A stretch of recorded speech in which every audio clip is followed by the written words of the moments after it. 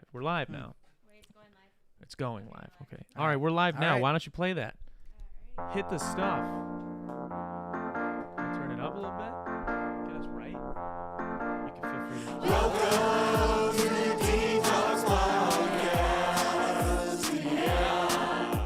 Yes, welcome to the Dtalks pod where we don't know welcome to the Dtalks podcast.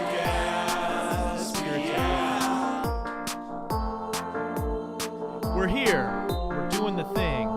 Thank you, McKenna, on the music back there. Hanging out with us. I want to say, what's going on, guys? We're here. We're back. We're doing the Dtalks podcast, episode 121 of the Dtalks podcast, actually. And so if you're new here, and maybe you're here for my guest that we have, who's a incredible talent, by the way. But we're gonna get to him here in a second. But if you're new here and you enjoy music, podcasts, or comedy, do consider subscribing. We got a whole lot of that going on around here. Whole lot of new videos coming out, more on the comedy side of things. So if you're interested in that kind of stuff, we're going to be doing that. And if you don't, my dad, he's watching, so you want to make sure that you do that. But before we get into introducing my guest this week, I want to talk to you guys a little bit about car insurance. These days, it seems as if we're able to do more and more from home. So while you're at home, why aren't you saving money on your car insurance? Your hometown agency, Kenosha Auto Insurance, specialized for literal years in simple, hassle-free car insurance using the latest and touch-free technology to help you and your family get the best rates. So, what are you waiting for? Give them a call today, 262-448-4141. That's 262-448-4141. The website's kenoshains.com. It's linked down below. And one last time, that is 262-448-4141. Give them a call. Tell them Rita, dtalks sent you. The worst that could happen is you're going to get the best rates. Now, with all that out of the way, I'm pumped to welcome back mentalist, magician, entertainer, and friend of mine, America's greatest mind reader, Joe Diamond. Everybody, how are you, Joe? Hey, doing great. I'm glad we both came in costume. We did, yes. Yours is. I dig the horns. Thank you. Yeah, you came as Jesus. I came as Jeff Bezos. Jeff Bezos. So, I like that. I like that. Well, how you been, man? First off, I introduced you as the world's, or not the world, the America's, maybe the world's. I don't know. We'll see. We'll see what happens in 2023. That's fair. Is there a competition or? No, there's different organizations and such, and I did not give myself that role. There are people who know a lot more than just America's greatest mind reader who make those calls. Mm-hmm. But that's pretty cool. That was really fun and recent. As you saw, the magazine article tied to that. Been doing some stuff with the Modern Rogue YouTube channel and just gearing up for spooky season. This is my time. I was going to say, this is going to be prime time for you and kind of what you're doing. And before we even get going any further, I do want to mention, guys, if you're interested in seeing Joe, which you need to go see him live, you need to, whether it's virtual or it's in person, we've got a discount code for you, link down below that Joe made just for you guys, if you're a fan here at Dtalks. So feel free to check it out, either now or at the end of the episode, whenever, because it's super cool. I've seen the show. I saw the virtual show, and I've been in person with you many times. Yeah, so and the code is for the virtual show for Halloween night too. So it's even. That's great. You get a bottle of wine. You and your significant other. You guys can hang out and watch the show. It'll be super cool. Now, so you mentioned the Modern Rogue and whatnot, working with them and stuff. Now, I'm not super familiar with them. Obviously, I kind of got more accompanied to it after seeing you on it. How did that come about? Because, I mean, they got a huge audience. Brian Brushwood, one of the hosts of the show and creators of it, used to do a blood and guts punk rock magic show for colleges. He would start off by eating fire, hammering a nail in his nose, smashing a cinder block on his head, and cutting his tongue out, and then escaping from a straitjacket at the end. He'd put nails in his eyes, all this stuff. Yeah, it was awesome. It was really, really cool. And he played a college in Wisconsin years ago, probably a decade and a half ago. And I had been following him because of his online work, and it's a small community. We had lots of mutual friends. Yeah. So I went to one of his college shows about an hour north. I can't even remember the name of the college. It was like 11:30 in the morning, and he had to do this show in a college cafeteria while everyone's like eating lunch. And at lunchtime, I mean 11:30, even noon-ish. So, and it was one of the best shows I've ever seen. Really? Just knocked it out of the park. He was incredible. He was awesome. Is it hard to like? I feel like you've done live, lots of live stuff. I've done a lot of hard gigs. I've gotten through gigs that were that hard, but I didn't rock it as much as he did. So that instantly I had the highest level of respect for him. Yeah. And so we talked off and on digitally for a couple years after that. And then in 2018, I invented something that he wanted to focus or feature and teach on his channel, Scam School, which is now been rebranded as Scam Nation.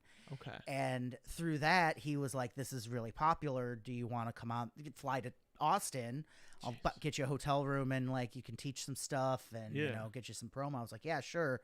And that like almost instantly like connected us as like really close friends at that point. And we text on and off, give each other updates. Hey, what's going on? Hey, I have a question for you on this. I just did some research for him for an upcoming project, which is super top secret. But he just called me and he was like, hey, do you have this book? I was like, yes, let me go get it. And yeah, so this last year, like right as everything was opening up at the start of the summer, in the last 3 years, he has started another channel called The Modern Rogue. They're closing in on 2 million subscribers on crazy. YouTube. They're awesome.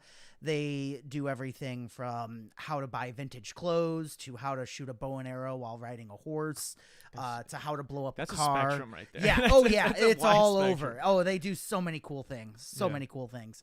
And even my wife has gotten hooked on them recently. I came home from a gig this summer and she was watching them.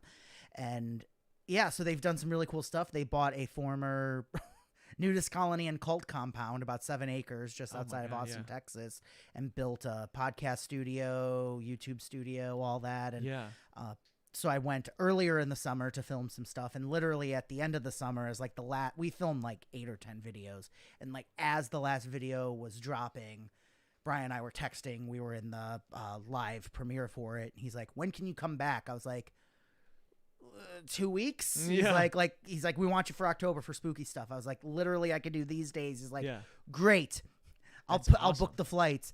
And he flew me back down there like, so it was weird to like be there so close together, you know, because it had been like 3 years since I had been in Austin. Now I was there in the span of like 3 or 4 months, just kind of back to back. and it was funny because all the crew were like, okay, see you in a couple months. Like so that was everyone on crew is there. John Rael and Annalisa, just everyone behind the scenes there is awesome, from the editing to making the videos happen.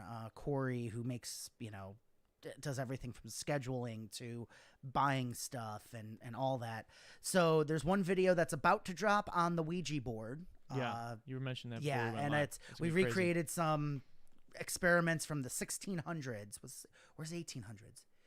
Maybe 1860s. Something, one of those. Okay. There's something in there. It's a whiles back. I'm not great with numbers. It was a Michael Faraday experiment, and it'll be in that video the exact year because I found all these old articles from scientific magazines, and that's great. And then we also built a skeleton that pukes up toxic waste as a Halloween build, and we did like a Scooby-Doo-esque kind of intro for it. If you want to see all my appearances on there, just go to my website and there's a tab for the Modern Rogue, or just go to joediamondlive.com/Modern Rogue, and you'll see all the videos I've done with them on Modern Rogue and Scam Nation. What was it that you said? You mentioned that earlier when the first time you went out there was because you had invented something. Yes. What was it that you invented that they want? Are you allowed to speak about that? Or yes. I mean, you don't have to tell us how you invented such thing, but what is? It was something that allowed. I want to be careful how I phrase this, because on one level, yes, it's out there and people can find it,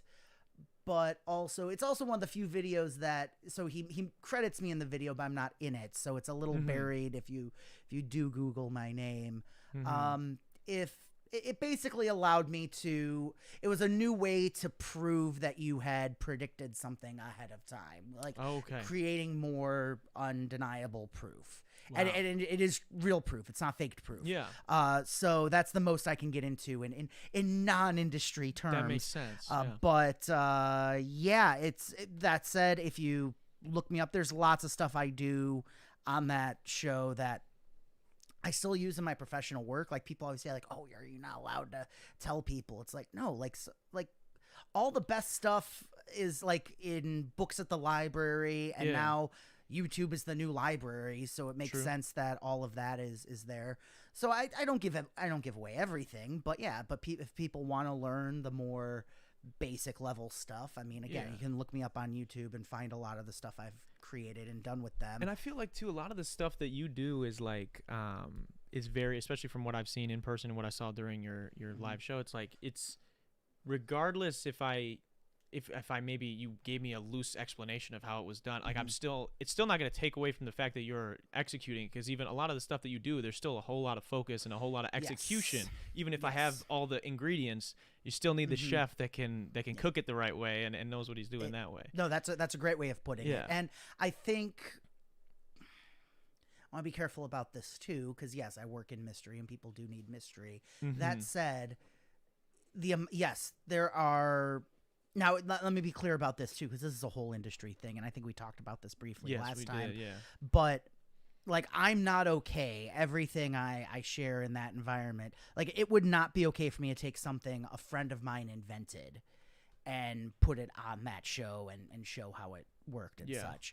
If it's something I've worked on, then that's absolutely fine. Or if it's something from an old magazine where the creator is no longer alive and it's not like being sold. So, or if someone is selling that and like I decide to go on YouTube and be like, hey, here's something that kind of undercuts it. Yeah, it undercuts it, and that's literally taking money out of an artist's pocket at that point. But I don't think showing people the amount of work that goes into this is going to deter them. Yeah. Well, that, and also if someone wants to learn this and do it for people, there's a term for that in my industry, and it's called another magician.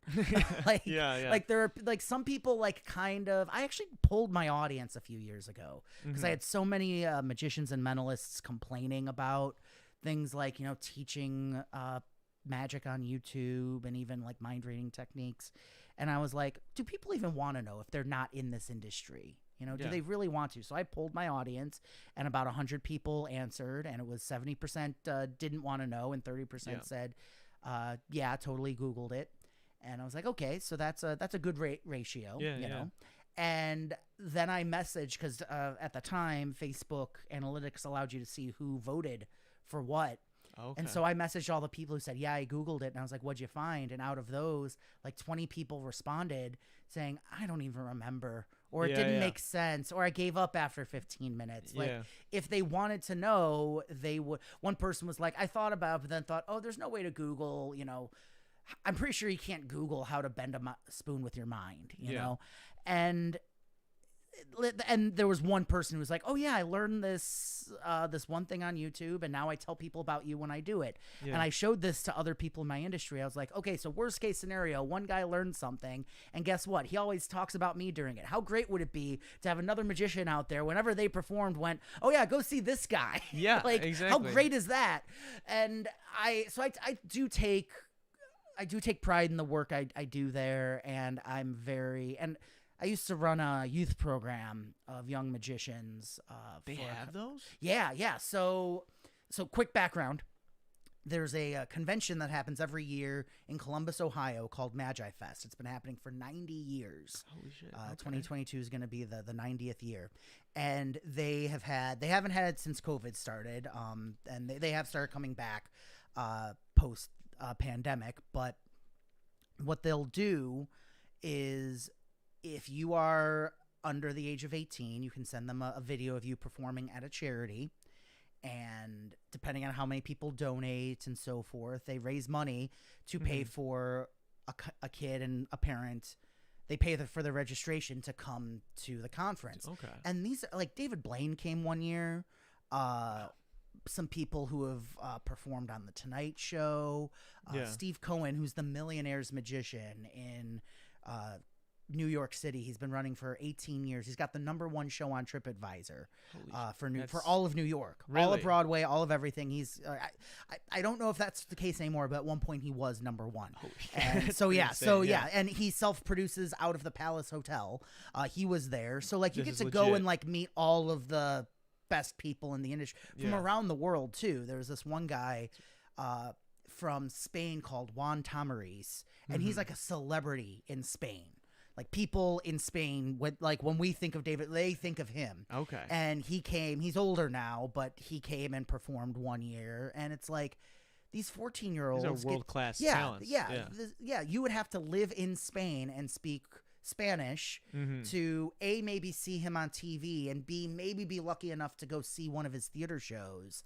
Yeah. But here he is, and you get to sit in the 5th row and learn from him.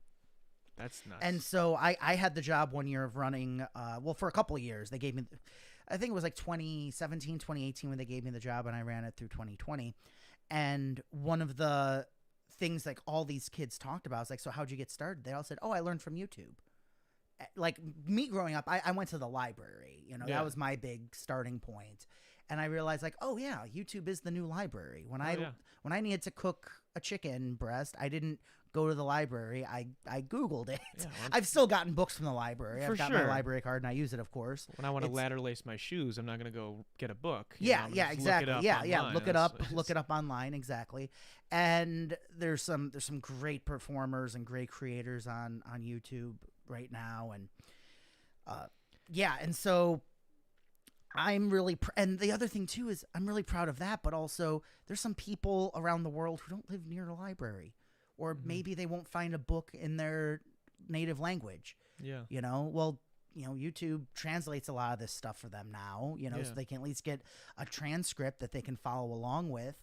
And I think that's incredible. There's a visual aspect to it too. They can see what there's you're the doing. Visual aspect, and I think, without getting too socio-political here, I think a lot of old white dudes in my industry want to hoard all the secrets, and they're like, "Oh, I had to learn. I had to go to, this club where we met every week." Yeah.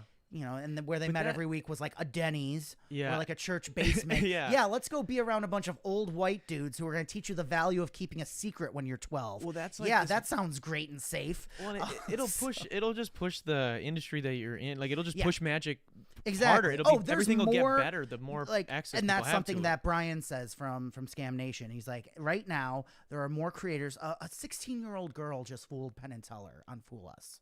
Really? Yeah, like this last week. She crushed it. Yeah. I don't even know how she did this stuff. It was incredible. She invented what she did and then fooled them with it, and it's something completely new. Wow. And it's like, and she's been making these little Instagram, TikTok videos. Yeah. And like, come on. She's like you wouldn't have that if there were still these gatekeeping, like if you gatekeep things and you put barriers on, it's the same thing with like, I mean, obviously for me, like I do music and podcasting, this equipment has gotten so much more affordable, and more kids, a kid can have, his iPhone like microphone on his headphones. I and might his not phone get and be the able to make music. exact name correct, but I'm pretty sure like when the Stratocaster became affordable, that's when we got like a surge of great music. That's when we got our Jimi Hendrixes and all these people who maybe weren't in the position where they could have afforded music lessons or even the instrument based on where they were, but because they could afford it now and teach themselves, like, and you just think about who you're missing out on because of barriers to entry. And like the next greatest magician, mind reader, Houdini, whatever you want to call them, they're gonna get their start on YouTube. They're watching those videos now. They are between the ages of 9 and 15, and they're learning from YouTube now as we speak. I think that's so cool. So we have one of two choices: either try to make sure none of the good stuff ever gets to them and delay their inevitable rise to power, or make it as good for them as possible so they can make it even better. Yeah, well, it's like, why wouldn't you lift the people up? Because they, if what those people are acting out of, which is probably fear, I'd imagine, if some weird envious thing. What they're worried about is they're going to be at a gig, and they're going to do something, and someone's going to go, "Oh, I know how you did that. You have a, whatever." Or you did a blah, blah, blah. And that initial, and I've had that happen. I've been busted. Like, show me a performer who's never been busted, and I'll show you a performer who's never performed. Yeah.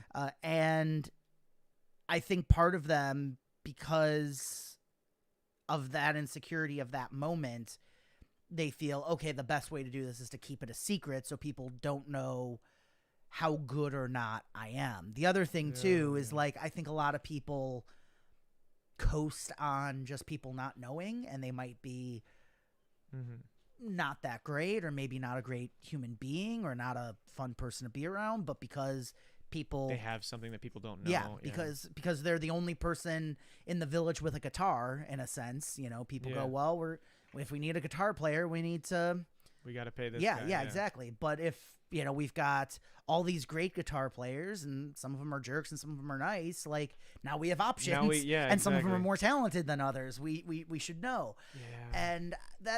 And that's how I feel, and whether I change this belief or not, it's definitely the direction we're going in. There's nothing I or anyone can do to stop it. And I've really been really focusing on making sure that, because I do have people who, like I said, who are in that camp who don't want to know, and I try to make sure that, you know, hey, if you want to know, if you want to learn some stuff, here you go. The other thing too is like there's a lot of stuff I do and I've created where there really isn't a secret. Some of the stuff, like I was mentioning before, like fire reading or the human blockhead, where you hammer it in, and some like mentalism techniques. Yeah. Like, even if you know how they're done, it's still difficult. You're still and it makes me work harder, and I hopefully inspires other people to work harder too. Yeah. And again, like these younger kids, they're not only learning on YouTube, they're getting all the best books, they're learning from one-on-one, and it's great that they've got such an advantage, but it's also good to know that the kids who can't even afford to go to Columbus, Ohio, maybe they're not even in the US, maybe they're somewhere else, or they still have access to these videos and still have access to this knowledge, I think is really, really important. Yeah, I think I think that will continue to make sort of that field, I don't know, it's with anything. Diversity is what's going to, you know, increase it makes everything stronger. When you have more options, when you have more people doing something, it's going to make things better. We've got a question here in the live chat, which is, what are your thoughts on the Magician's Code? That kind of ties into, I guess, a little bit what we're talking about. Yeah, if they're talking about the general term of the Magician's Code, like, yes, you don't want to give it away. I'll argue more magic is revealed by guys just doing a shitty job than actually showing someone this is how I do the trick. This is how I do it. It's more given away from someone just being on stage and an audience member leaning over and going, oh, I saw that mirror. You know, like that's more, you know, that's more what gives it away. So from that standpoint, I think if you told me most of the stuff, if you told me how you did something, I don't think I would even get it. Oh, sure. There's that. And also I do in my show, I'll be doing in the Dole Mansion on Halloween weekend. If you see me at a corporate event, if you've seen me live, I've likely done it. I use a technique in my show that's from the book The Discovery of Witchcraft from 1584. It's the first book ever written on magic in the English language. It covers magic spells, it covers magic tricks, illusions, all that stuff. But it covers fortune telling, divination, all this stuff. King James ordered it to be burned because he didn't want word getting out that witches were human beings just like you and me. Some things never change. And so there's not very many copies of them, but they're still around. Wow. But it's literally the oldest book. Forget the oldest trick in the book. It's the oldest book. Yeah. I still use it, and it still works for a modern audience. I think we joked about that last time. You mentioned something about it. It's like the dark hold of basically it exists. That's insane. And yeah, you can read it and learn it, but hopefully I've made it unrecognizable in the 21st century. If they're talking specifically about the Breaking the Magician's Code TV show that was on a few years ago with the Masked Magician, I'm not a big fan of those because it kind of reduced it down to just the secret. Which there's so much more. You need to learn to connect with the audience. You need to learn you carry yourself. Stagecraft. You need to learn some of the stuff on how to build that stuff. Like when I watched those shows, I wasn't so concerned about, you know, how the trap door was in the box. It's like, well, how does it close quietly? Wait, that just opened up like cloth. How does that happen? What kind of material is that? How do they do this to make sure that doesn't happen? Like all those little things. And you felt like that was maybe lost in the show? This is this is a perfect example. I'm not giving away too much with this. A friend of mine does a big illusion show, and he puts a sword in a box, and the sword is going like halfway through the box up and down. And I was backstage and noticed there was a piece of plastic through the middle of the sword, and I realized, oh, that's to keep it from falling through because it goes straight down into the box. Okay, yeah.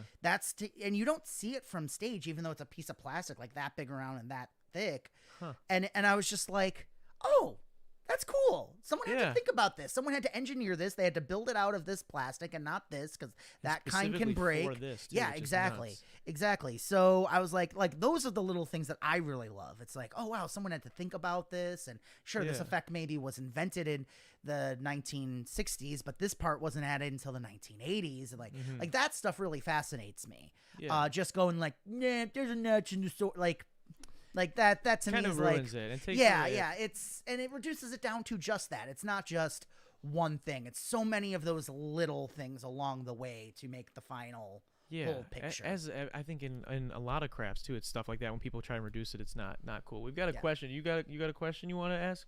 I was just kind of gonna say, would you say like kind of keeping the magician's code would almost be like kind of gatekeeping? Like how is someone supposed to learn stuff and kind of get into it if someone can never let them know how to do it? That's the double-edged sword. All these people who say that, someone was kind to you, they taught you something, or you went to the library and got a book, and it's funny because I've had some people say like, well, you still have to go to the library, and it's not like the YouTube. It's like, well, you still need an internet connection for have a phone that can access YouTube. Yeah, so it's still fairly elitist. You need to have a device to connect to the internet and so forth. There's always that, and like there's so many. And again, there's so many things in books in the library, and people just don't want to put the work in. Like KFC, they have their original recipe. It's a trade secret. You can find it on the internet and make your own. Yeah.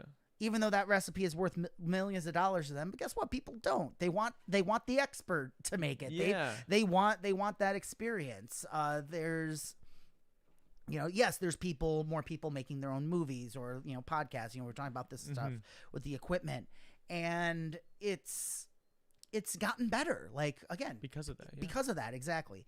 And I don't think magic or mentalism can continue to evolve without more people doing it, right? More people doing it, more people creating it, more people being exposed to it. Yeah. There might be, and this is the other thing too. Growing up, I realized a lot of people were like, "Oh, I don't like magic," or and what they had experienced was a crappy magician at a birthday party. Yeah. Or someone on TV with a bunch of smoke and mirrors. Now, there's a lot of performers from that era that I highly respect, but they got ripped off, and these people happened to see a pale imitation of them, of someone just taking themselves far too seriously, and that's where we get characters like Job from Arrested Development and stuff like that.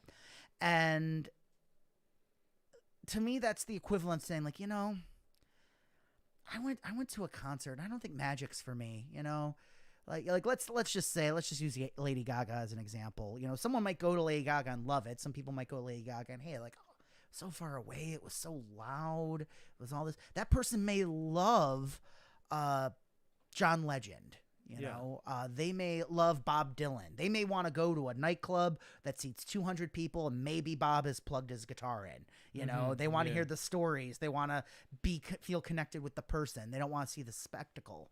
And if they just went, music's not for me, they would miss out on the kind of music that they would enjoy. Yeah. There's so many different kinds of magic, mentalism, psychic entertainment, illusions, sideshow, hypnotism, all this stuff. It's a very, very deep art, and there's so many. Blanket statement to just be like, oh, I don't like magic. I think some people feel like, oh, I don't like feeling stupid, because what th've seen is they've seen something. I don't know how he did it, so he must be good and I must be dumb. Jerry Seinfeld doing the whole thing of like, here's a quarter, it's gone, you're a jerk. Now it's back, you're a bigger jerk. Yeah. And there's a lot of truth to that. You know, it's because again, they're literally all those performers have going for them is them hoarding the secret over other people. They don't have anything to say as artists. They don't have anything to say as human beings. They don't want to connect with people. They just want to show that they have this thing that no one else has. You know, it's the equivalent of just having an iPhone and being like, ha ha ha, you don't have one, you know, like, you know, so, or something like that. Speaking of iPhones, Joe, we talked prior to going live and you wanted to kind of show some of these skills that we've been talking about. I know last time you were on, you did we did some stuff over Zoom. We did some stuff over Zoom, which was some number stuff, pretty crazy, some number, card stuff. And I said, yeah, we'll do some stuff tonight. Okay. And so you didn't want me to give you a heads up, so I'm just doing it now. I'm springing it on you. But you said you wanted to do something to try and guess my passcode on my phone. Is that the case? We can give it a shot. We'll go for it. Okay, so just to be clear, you did not. I asked you if we could do this. Yes. Because I want to get your permission for this because I don't want to give away someone's actual like PIN number for their card and stuff. So you actually made up a code for tonight. For tonight. People that know me know I usually don't have. Do you just do like face recognition? I don't have either because Jesus has nothing to hide. Oh, fair. So that's what it is. So, fair enough. Yeah. I have both because I'm the devil. I have everything. You've to got hide. secrets. I got exactly. You. So and just to be to be clear, you did not. You know, you haven't told me this. I didn't tell you a code to go with, and you know, there's no way I could know what this is. Absolutely no way. All right, hand me the phone. Let's do this. I've done this over Zoom with like people making up PIN codes. So let me. I'm gonna do this. I just verify on the camera. Can you see the screen? All right. I'm gonna swipe up. I'm just gonna show real quick that like it is locked. I'm just. What if I would have done 000? If you had done 000, I would have been like, okay, Kanye. Okay, so it's a 4-digit code. That's good. I just wanted to show it is genuinely locked, and so okay. So here's how this is going to work. Okay. I need you to count from 1 to 9 for me, okay? While thinking of this code. Now, just to be clear, too, you haven't changed it. You've got the one code in your mind. You programmed it in and everything. All right, good, okay. Okay. And so count to 9. Count to 9 out loud for me. All right. 1, 2, 3, 4, 5, 6, 7, 8, 9. Okay, so there was a little bit of a head tilt on a couple numbers. I already know something. So there's a 4-digit code, so there's 10,000 combinations. I've already knocked out about 1,000 of them. Okay, we're getting there's 9,000 left. Yeah, because you didn't hesitate at the beginning or end, which tells me there's no zeros. Oh, there's no zero in this, right? There isn't, no. Yeah, because if there were a 0 in it, you'd either be looking real smug right now, like, hey, I got away with that, or you would have looked confused, like, oh, do I mention 0? Because that's one of the digits. You didn't do either of those, so I know there's no 0 in this at all. Okay. So I know it's not 000, or 001, 002, you know. So I've knocked out a good amount of codes already. So, all right, actually a little bit more than 1,000 already because there's no zeros in the middle even. Could you count backwards from 9? I won't even look at you for this so it doesn't throw me off. Just count backwards from 9 to 1. All right. 9, 8, 7, 6, 5, 4, 3, 2, 1. Okay, I'm also going to say that there are no repeating digits. This is 4 individual digits, correct? Yeah. All right. I had to think about it. Okay, so narrowing it down. Okay. All right, let's focus on the first digit. Let's go with just think of the first digit, and again, count from 1 to 9. Go. Okay. 1, 2, 3, 4, 5, 6. You said it already? Yeah. I'm going to go for it. I'm going to say the first digit is 5? 4. Oh, okay. I was very close. Okay, we'll do 4. Okay, think of the second digit. Okay. We'll try this again. Don't say it this time. Okay. I was very close. I was 1 off. This time, count from 1 to 9, but not out loud. Count from 1 to 9 in your head. Okay. Look at me as you do this. Okay. Start counting now.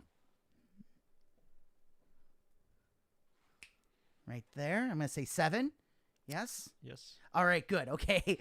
You were kind of speeding up towards the end because A, you were getting to the number, and B, you were like, this is going to be dead air for the podcast. Okay. I'll tell you what. Do you know the third digit in another language? Yeah. All right, just think about this in another language. I do this to prove a point. Is this Spanish? Yeah. It is. I'm going to say, okay, so, hang on, it closed out. I'm just going to put back in the first 2 digits. Okay, so think about this in Spanish, because I believe our minds can connect in any language. This is what I'm getting in Spanish. Yeah. Is that correct? Yeah. All right, so right now, if the last digit were typed in, the phone would open, right? Yeah. And that would mean that both you and I have done this perfectly. Just think of that last digit, and this will either open or not. Let's see. There it is. There's all your apps and everything. That's nuts, man. And, that's crazy. Here, I get to That's take a crazy. selfie. So That's- if this ever goes missing, That's a victory lap right yeah, there. you That's, you have proof to be like, hey, That's this all is you- the guy you need to look for. That's You'll want crazy. you'll want to change the code after this now. wow, that's crazy. That was insane. That is nuts. Now, just to be clear Yeah. too, that's not like a pin code. 'Cause some of these people's like phone codes are also their like pin codes for like the cards and stuff. Yeah. You're okay with changing that? Okay. Yeah, no, I just want to that's- clear. That's why I get people's permission to do that, because I've done this when I've done this on stage. They Usually, give you if the they're just last 4 of thinking their about it. soch, and they're like, There's that. I'll usually have people like in their mind change a digit, but when I can actually unlock a phone for real like that, that's all. I haven't. So again, I've done this where people make up a code. Like I did this in my virtual shows, where I had people pick up or make up a code, and I would guess it over Zoom.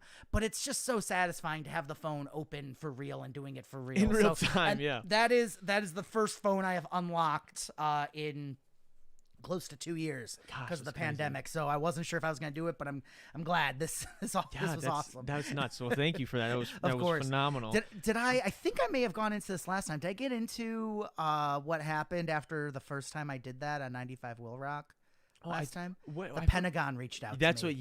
Yeah. And they were like, Joe Diamond hacked the Pentagon. Yeah. So I need to be careful about this now. Yeah. If people start contacting me for it. Yeah. That's That's kind of crazy. So has anybody what's been like the most visceral like reaction you've gotten from either something like this, or I know you've guessed names sometimes when we've been at the mansion and stuff like that. I've had people scream. I've had people slap me. It was funny. There was a sweet old woman at one of my shows. She's just freaked out. She went, ah! Threw the pen at me, so I was stunned. She was just holding a pen from something earlier. She had thrown it at me. I was stunned, and I didn't see her wind back and just slap me across the face. Damn. And she was like, "Oh my God, I'm so sorry." I was like, "No, it's okay." She's like just in people, shock. She's yeah, just like- people freaked out. Yeah. I've had people like playfully hit me on the arm. If you go on my Instagram at Joe Diamond Live, I actually save videos of people reacting both to virtual and live shows, and I've made them into like highlight reels on my profile. Yeah. So you can see like 20 straight minutes of people freaking out to me, guessing names, their passcodes. People have, I try to make sure in my live shows that everything is, because I think consent is a big thing, not just in our culture right now, but a big thing with mind reading too. I think people are kind enough to get involved with the show. I don't want to get up there and then be like, think of your most embarrassing moment. I have done that, but I've come up with ways to reveal it in an interesting way where the person. So one of the things I'll do is I'll have like 10 people like write down an embarrassing moment, but not put their names on it, and then have someone else choose one. And I'll say, pretend that's your embarrassing moment. Oh, there you go. So that way, still kind of fun. that way they're, that person is, ambiguous. They're still anonymous, but we can still have fun with it, and that's Kinda see what's going and on. the person up on stage doesn't feel too invasive. There's unfortunately, this happens a lot in hypnosis shows where people are just kind of made the butt of jokes, or Yeah, you mentioned that earlier there's- too, where yeah. sometimes it feels like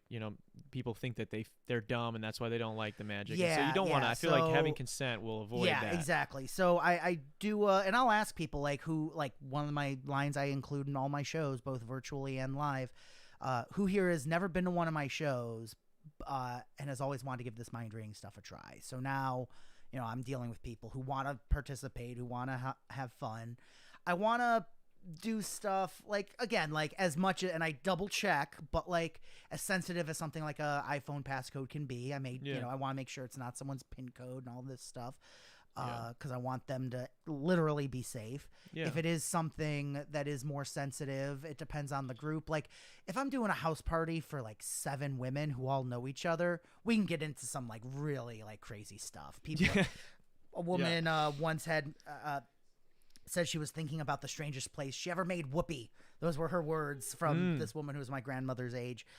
So that was fun with yeah, exactly. I love that. Turns out a pickup truck in the parking lot of a bar where her ex worked. Oh, wow. It's like but again, like that's cool that she felt safe to share that in that environment and everything. And that's part of the fun of it too, is I never know what's going to happen with this stuff with, the people on stage. Again, I've had people get choked up. I've had people just laugh uncontrollably. I've had people gasp and it was just silent in the room. And that's part of the fun of it for me is like, I get to genuinely connect with people and I never know how they're going to respond. Yeah. So. That's super cool. I think it's insane what you do. And again, we were talking before at the beginning that this is probably like the time of year where like for you this is like really you. When it comes to spooky season though, who is I'm sure you probably watch a good amount of scary films and consume content, Halloween content, whatnot. Who wins, man? Freddy or Jason in your eyes? I think the direct. I was looking it up today because I've actually never seen the Freddy vs. Jason film. I think, but I know that there is like people kind of have their own opinions about it. So I know it's kind of. Who would win, Freddy or Jason? Well, the movie ends ambiguously too. So, spoiler alert for a movie that came out in the early 2000s. Yeah. See, this is hard for me. Here's the other downside with me. I wasn't allowed to watch horror growing up. I watched like old school, like black and white on AMC. My first Freddy movie and my first Jason movie was Freddy versus Jason. Oh wow! When it came out, all the way in. So I started there. For me it's Jason. For me, it's Jason. As far as like a fight, I think Freddy's the more interesting character for sure. But there's a great documentary, by the way, on Shudder. It's called Crystal Lake Memories, and it's like a 4-hour-long documentary of all the Friday the 13th movies. And it's great. It's truly, they go movie by movie. The original producer flat out says like, "Hey, this movie Halloween's doing really good. Let's rip it off." Yeah. And they ripped off that. They ripped off Psycho. It was like the first movie was just an amalgamation of like 3 things being ripped off and put into one. And then it became its own thing 13 films later, which is pretty amazing. It's crazy how many they made of those. Yeah. What's your favorite thing that people do in horror films? Maybe protagonists or people that end up being not so lucky. They're not the Freddy or they're not Jason or whatever. What's your favorite like trope in a horror film that you see the time final and time girl? again? Like I like movies that play with your expectations on the final girl or the final person, whoever's, because sometimes it is that.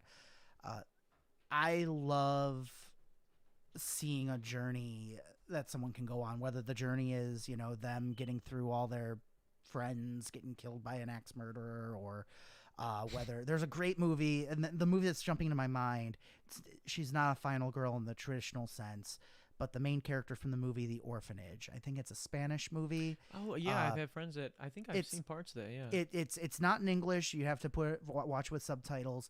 But her performance is great. It's a spooky haunted house movie. It's got some great moments, and it really plays with your expectations of what a horror movie is and what a final girl is. And I love seeing that. I love seeing someone, because it's a role that has so much range. You get to be strong. You get to be scared. You get to literally fight your inner and outer demons and see it, and sometimes you win, sometimes you don't.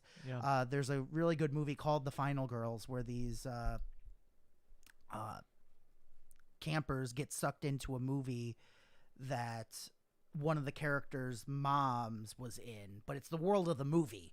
Really? Yeah, so it's like the movie isn't called, I think the movie's called like Camp Blood. It's obviously Friday the 13th. Yeah. But they're in the movie Camp Blood. So it's the character her mom plays. Okay. But she looks and sounds just like her mom who has died. So, and it it's really good. It came out relatively interesting recently, and it's really fun.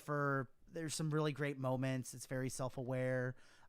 It's got a great end punchline, which I won't spoil here. Mm-hmm. And yeah, so I like that concept of like, you know, someone being the hero of their own story, and it's not particularly pretty. Yeah. You know, and I do this with both my virtual shows and my in-person shows. Like my in-person shows, my weekly shows are 13 people at the Dole Mansion in Crystal Lake. And it's like, okay, 13 people. We're going to a mansion with a guy who can read our mind. We're going to be locked in a room with him. Yeah. What happens? What is that Twilight Zone scenario? Yeah. You know, you know, there's going to be fun moments. There's going to be spooky moments. There's going to be, you know, hopefully they go through changes in the show. And I try to see that as, like storytelling. yeah, storytelling. And my friend who actually did my tattoos, she's done some magic and tarot card reading, and she used to be a sword swallower, and she's awesome. Her name's Karen Henning, and she said magic allows people to be the hero of their own story. That's what it is as an art form. And I really take that to heart when I'm creating shows. Like, you know, like what's, you know, if this person woke up and they were in a Twilight Zone episode, what's the story? What does that happens? feel like? Yeah, What is yeah. that? And I think that's probably why I'm so connected with that, because it's like, yeah, that's kind of what I want people to go through. I want them to encounter the strange and unknown, the supernatural. Yeah.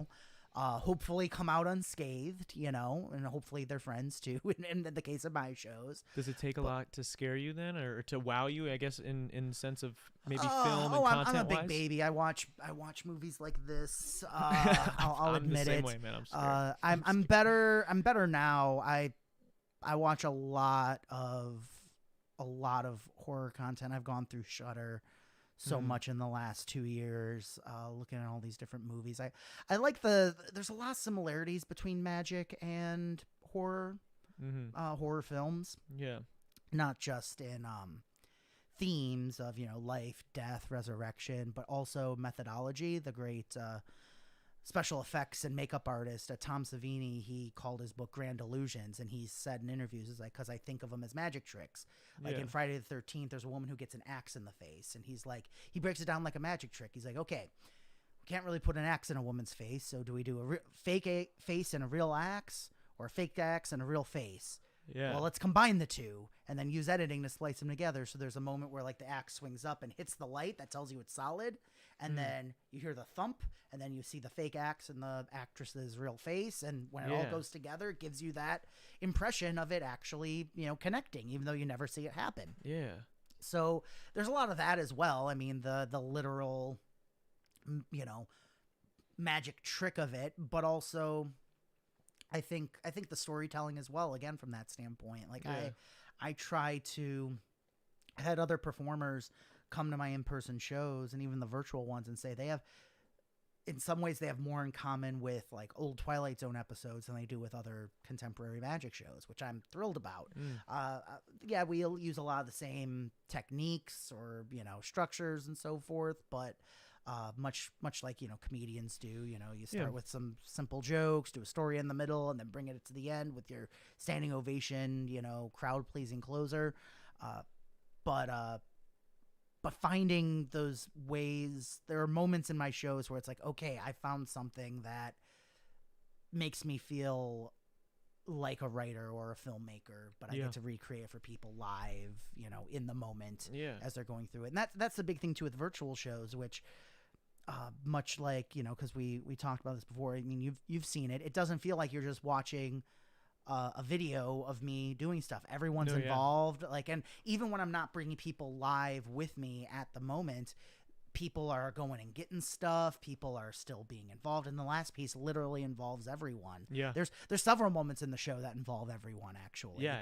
And so it's cool to see that aspect and how different people respond when they're all going through the same thing. Yeah. That's always fun to see as well. But yeah, I don't want it to ever feel like they're coming and they're just watching something passively. I want them to feel a part of it. And that's why I think where you said it's like similar to horror, I think there is I think that's a parallel, because it's like, at least for me, when I first off, I'm a baby too when it comes to horror films, especially. And well, for me, it's like I never got the horror fans who were like, "Oh, that's scared. Oh, that was so lame." It's like, then why are you a fan of this? Yeah. Like, why are you against having the actual experience that this is trying to create? Yeah. Yes, there are some trash horror movies that aren't scary. Like, yes, This well, is I'll true, admit yeah. that. But there have been some really effective moments for me. So I Yeah, just wanna make and that I love clear, too. going through them, especially with friends, like watching them and just like trying to figure out what's going on or just experience it. It's like that. It is a journey of like experiencing. Like I know it's not real, but like for this world, I'm trying to figure this out. In that when it comes to the horror films, and I think when it comes to like your live show or something like that, especially when I'm seeing all these other people go through the same thing, it's like we're all in the movie though, like we're in the horror film. So this is real. This is what we're doing is exactly. really happening right now. And I've talked about this before because I've had other. So I gave a talk for a psychology of magic class at Carthage College, not too far from here, over in Kenosha. And they have a class every couple years. Dr. Tony Barnhart brings in some great magicians and mentalists and performers and creators, some scientists, and they talk about the psychology of all of this. And one of the students asked me, why mind reading? Why, or what it's called in the industry is mentalism. It's also called bizarre magic, all that stuff. And I told him, like, it wasn't a conscious choice. Growing up, I did it all. I did card magic. I did coin tricks. I did all of it.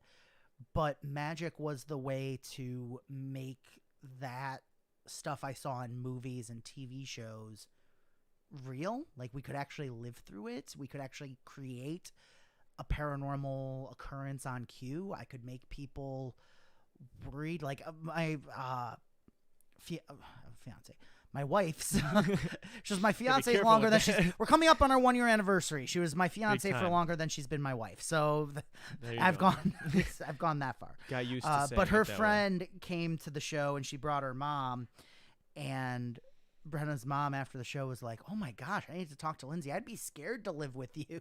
Oh God. And like, in a way, I'm like, yeah, mission accomplished. Yeah. Like, yeah, like I've gotten you to ask those questions. Like, oh my gosh, if you could get my phone code, can he get my bank code? Can he do this? Could he do that? There's yes, all he can. Yes, he can. Yes, I'll only use it for good. I promise. Yeah. But yeah, that's part of the.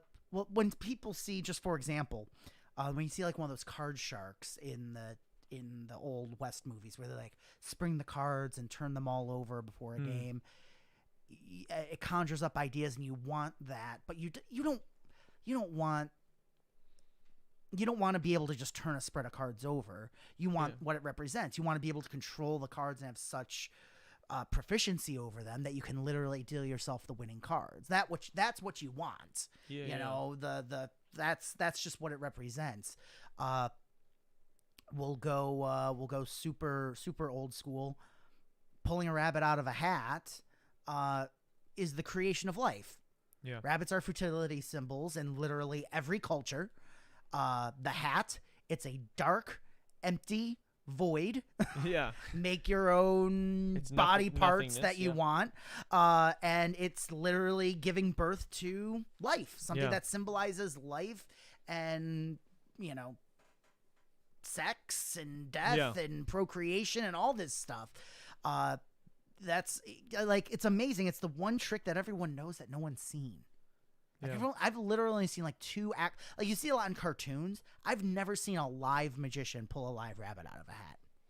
Neither have I. Yeah, exactly. Yeah. And yet it's the main thing that comes into your mind for whatever reason. This is true. For whatever reason. It's true. kind of permeated the culture. Sawing a Woman in Half is just shy of 100 years old. And it came about in the 1920s, right around the time of women's suffrage. So, that's weird, yeah. Like, sawing a woman in half, like, she goes through this painful ordeal but comes out unscathed. Yeah. That's a pretty powerful metaphor cool, for that time. And it makes sense why it's been so popular so soon. Like, for something that's relatively recent, with something that people think of as, like, the oldest thing in the book has only been around for, like, 100 years. Yeah. And that's why. That's why we always think of it sawing a woman in half, not sawing a man in half, and all that stuff. Do you think, not to cut you Go off, ahead. I was just curious. Please do. With sawing people in half and stuff like that. How do you think? Not even maybe a magician or somebody who's an illusionist, whatever it is, in that field that's doing stuff just like that. How would, or maybe even I guess yourself, since you do similar things with mentalism and things like that. How would you if you were in one of these sort of horror films we were kind of talking about just a second ago, if you were in there, and how would a magician handle that situation?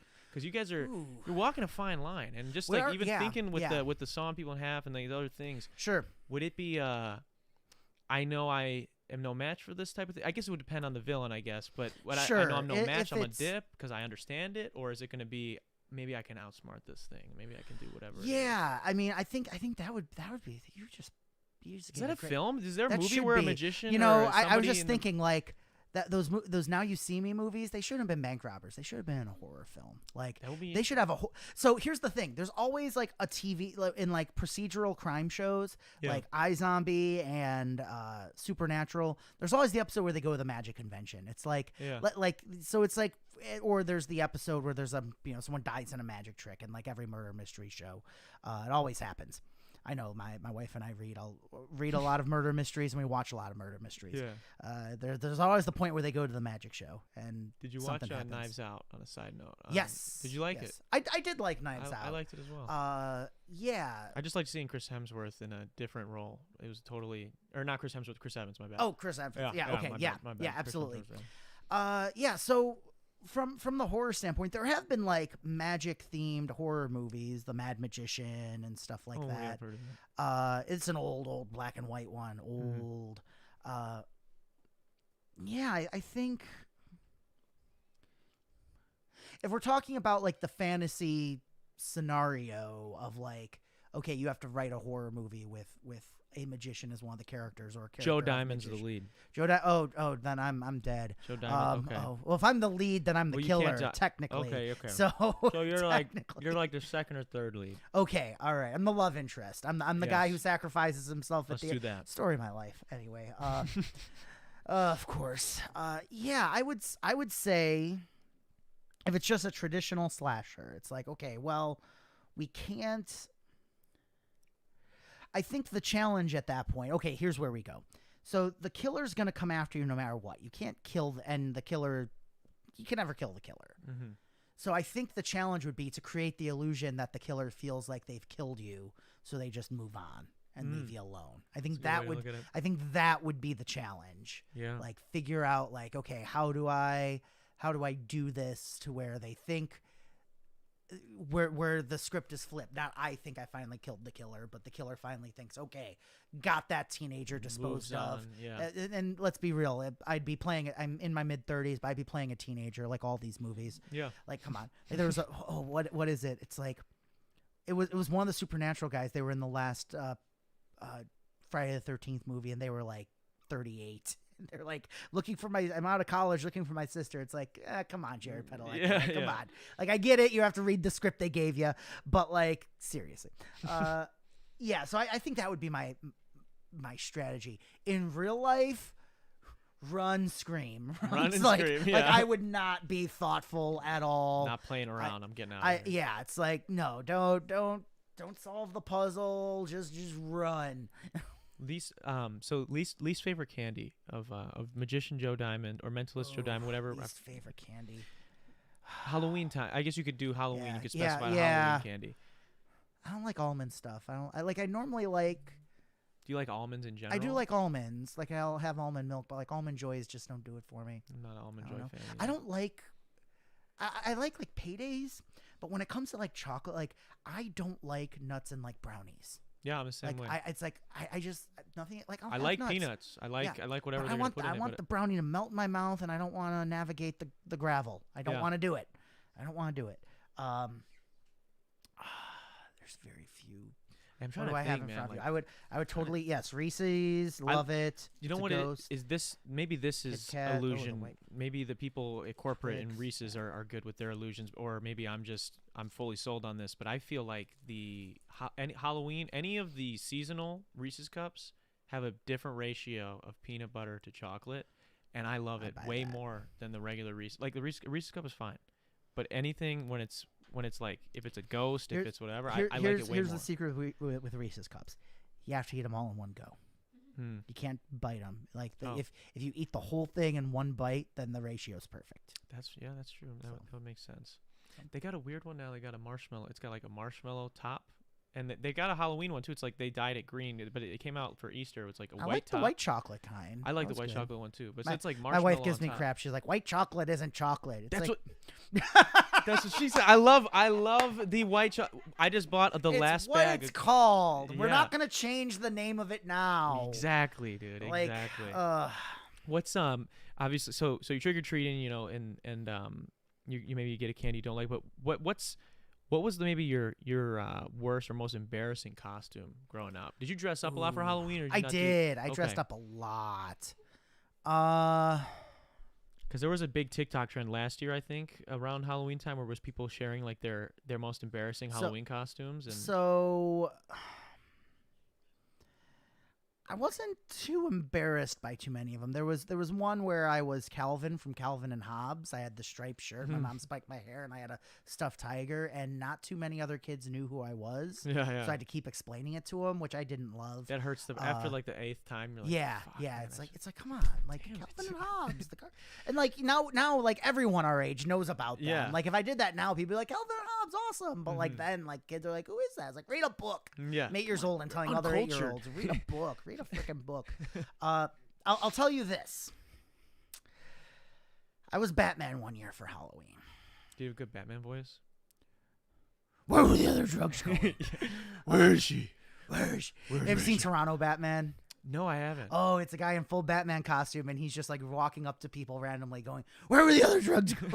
And he's haven't like seen trying to open like a beef jerky. He's like, "I could solve many mysteries, but not this." It's great. I've seen. Uh, I love Pete Holmes. Oh Batman yes, the skits. Pete Holmes Those are great. Batmans. Those Yeah. are great. Oh yeah, absolutely.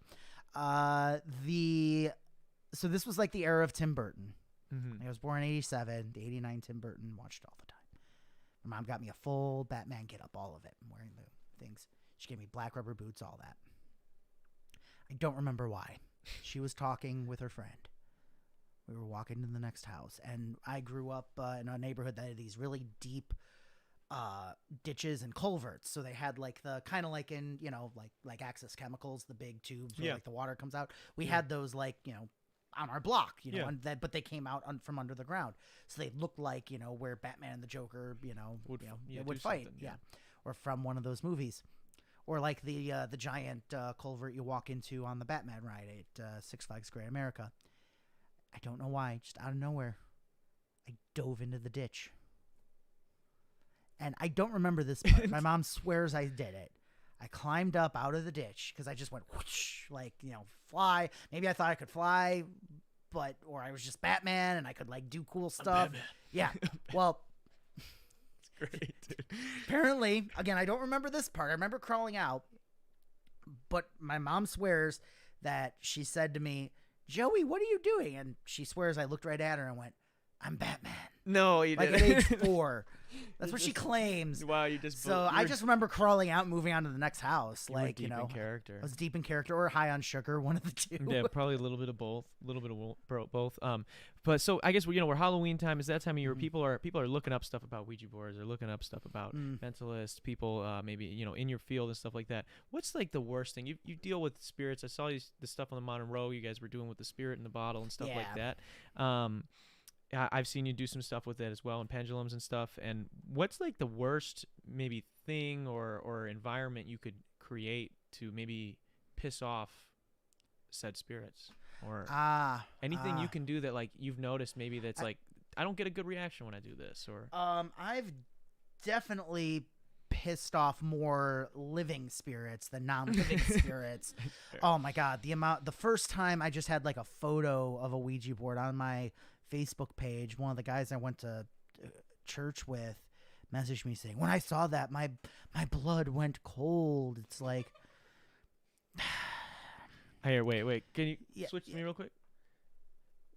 You're not gonna be hanging out with me, bro. You're gonna you're done. Whatever you think you accomplished, you're hanging out with me. yeah, whatever you think you accomplished by that message, it didn't work. Yeah, You're- you're not cool enough. What's the Bo Burnham song? You're not going to heaven. There's a trillion aliens cooler than you. Yeah, dude. Yeah. that's so Yeah. So I have had a couple of what I would say non-showbiz paranormal experiences. I have had people, when I've done like my flashlight tours, capture weird things on camera and everything else, and like that's awesome, and I become like a little kid when that stuff happens. I've captured some stuff on film myself. Yeah. But like when I'm doing like an actual show, I've done a lot of research, and I've had stuff I can't explain happen in shows, but like the walls have never bled and it's never collapsing on itself, poltergeist style. So as far as I know, I haven't ticked off any spirits, but just the idea. I mean, the most recent Scam Nation episode where we were doing the thing with the key, which is based on how you use pendulums, and I was doing it with my friend's teenage daughter, and she was freaking out. We were laughing with spooky Halloween stuff. And someone on like a local Facebook group was like, "Oh, we need to pray for this child. You know, we need to." They quote a Bible verse, and the Bible verse was about exposing things. And I was like, "Literally, this is something I'm exposing in the video. Did you even watch the video? No, Obviously not. no. You just got mad." That's crazy. So that happens a lot more. It's a good way of keeping the not as cool and open Do you know any people at bay. mediums? Do you know any mediums? I do actually. Okay, we've been having some. I wouldn't say spirited discussions I fun. can hook you up. She could come on.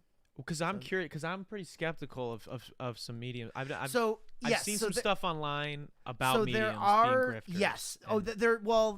There are plenty of things online about pastors being grifters. There's a and lot of those. Yeah. But at the same time, not every pastor is a grifter, and I don't That's think true. every medium is. There is a term called open mediums, and these are ones who are pretty open that like, yeah, I'm just using intuition. I'm not sure if it's actually their dead loved ones coming through, but I do it to help people. That's what's known as an open medium. There's a term called shut eye, and this is someone who genuinely believes that they are psychic, but they're not. They are not. Their eyes are literally shut to what's actually happening.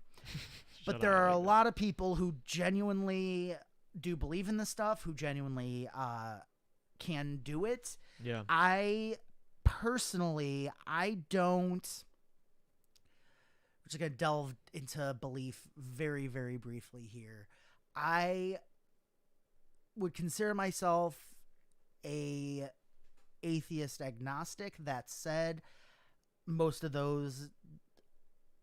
people on that end go, "Oh, well, then you must not believe in ghosts." It's like the Francis Bacon quote, I don't believe in ghosts, but I'm scared of them. Mm-hmm. And I mean, I went to 12 years of Baptist school. We can get personal about religion if we really, really want to right now. That, and I do this for a living and decided to wear this. So yeah. So again, make up your own mind. But like this is the way I see it as. Whether or not something happens after we die, I've seen a lot of paranormal activity. I can't say for sure this is what happens after we die. Either I don't way. think anybody can. I don't think anybody can. So that said, to me, if all paranormal activity, let's say nothing happens after we die, there are no ghosts, there's nothing, everything that's happened in my shows has all been suggestion or people's energy or all this stuff. It was none of that. That every single paranormal occurrence from the beginning of time has all been our minds creating it. That's amazing. That would be pretty powerful. That's incredible. Yeah. That just gives our brain. It doesn't diffuse the mystery. Yeah. It deepens the mystery, in my opinion. Like our brains are so powerful that they can do this on their own, and we don't even know it. Yeah. That's pretty profound. If there are, they say matter is neither created nor destroyed. So if our consciousness, our energy goes somewhere after we're dead, there's, again, I know a couple mediums. There's one who just moved into the Dole Mansion, actually. She's got a studio there now, and she does private readings. And I've talked with her, and the moment we started talking, I have had friends who talk to ghosts. My friend Wendy in Colorado, she's great. And the moment I met Lauren, who's at the Dole Mansion now, like we instantly hit it off. It's like, oh, we're both, again, I don't consider myself religious, but I'm definitely spiritual. I definitely, I meditate, I Yeah. focus. I think, there's a lot of this. I just don't subscribe to any organized religion. I Yeah. think that's the best way to put it. And but like we hit it off and we started talking about how we got into this stuff and all that. I still find it all very, very fascinating, but I definitely have a radar of people who are like, okay, they're in this for the attention or to feel special. And there Yeah. are some who are genuinely into it because they genuinely have a gift of helping people and being there for people and also have the insight to back it up. Yeah. And Lauren is definitely one of those people. Wow, that would be cool. I'd so- love to chat with her because so that's I what we've been talking about. Like, because there's this girl on TikTok, right? TikTok is the one you follow. There's this girl on TikTok that she tells stories about what happens with her client, right? You don't see her have the meetings with clients. No, you can though. Like, She does post them. Okay, Mm. yeah. So there's this girl who will do these meetings with people as a medium or whatever, and will apparently say like very hyper specific things that like family Yeah. members have mentioned Sure. to them and stuff like that. And obviously I'm not there when Oh, this yeah. thing is happening. Yeah. So it's as someone who's maybe skeptical of it, I'd love to really talk with somebody and see. Sure. Yeah. think it'd be And I interesting. think the big thing too is like people, they kind of, and mediumship and readings in general, they're not magic tricks. It's not meant to do what I'm doing in the sense of like trying to get as much specific information as possible. It's more about making a connection, whether it's a healing connection or interpreting an Yeah. oracle, those kinds of things. So it is its own. It's a different thing. Yeah, it's adjacent, but yeah. it's not. Oh yeah, it's definitely adjacent. And it's funny because there's a lot of the same things with magic. People are like, oh, I haven't, I saw one magician. I thought they were crap, so all magic must be crap. I saw one article online where a medium grifted someone out of, $30,000.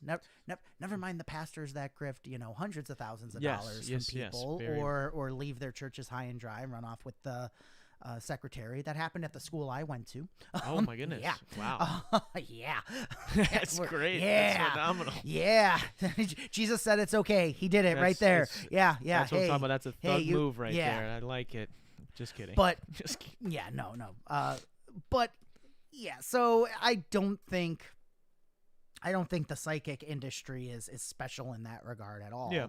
Like every industry, there are people who are sincere and genuine, and there are people who are in it just for the money and make some just see money. it as a revolving door. There's artists like that. There's filmmakers. There's everybody. yeah. Anything. So it's any industry. I just, for whatever reason, I think this is again like just going back to the Ouija board real quick. Why I connected with it so much early on, because so many people, because even growing up, when people found out I was practicing magic and learning mind reading, they were like, oh, careful, that's literally, they would say, that's the devil's work, be careful, Satan can use that as an in. And that just made me want to do it more.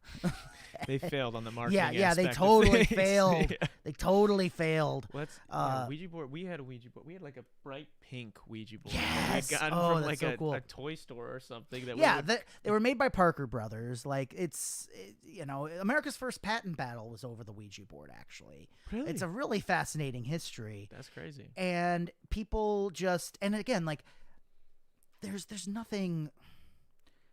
The science behind the board. I mean, we're talking about in an upcoming Scam Nation video. There's other videos out there already. Actually, sorry, it's gonna be on Modern Rogue.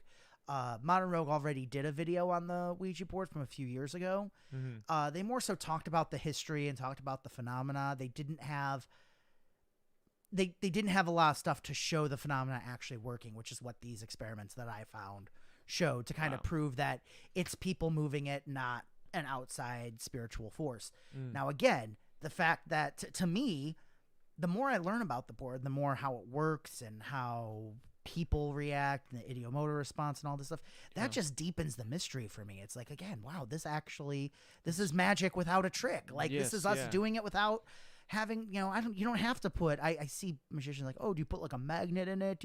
No, you do not have to. It just works. Yeah.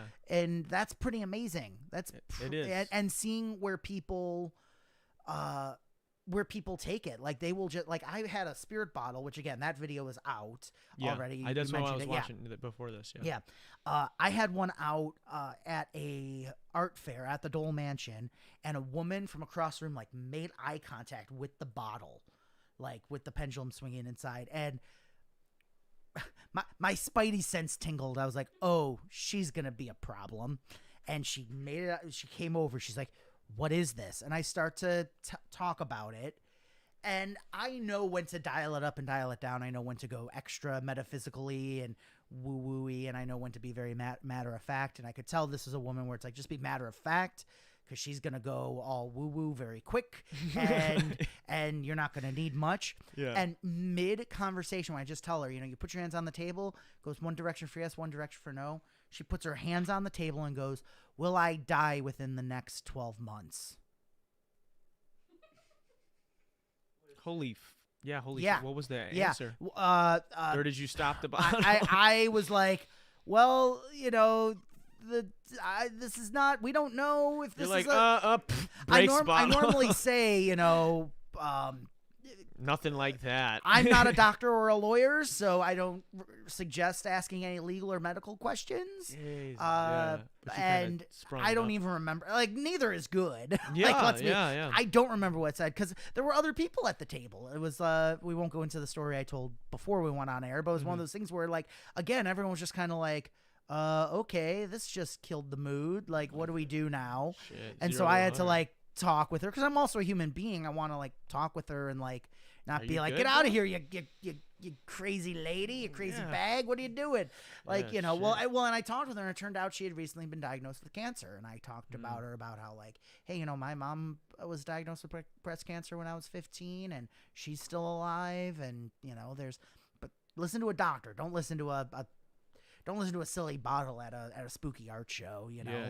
Listen to the experts. So Makes sense. so it's amazing how little you have to. And again, she didn't buy a ticket to come see, the epic psychic mentalism show of 13 people. She just came to an art show and just instantly saw that and was gravitated. yeah. towards it. And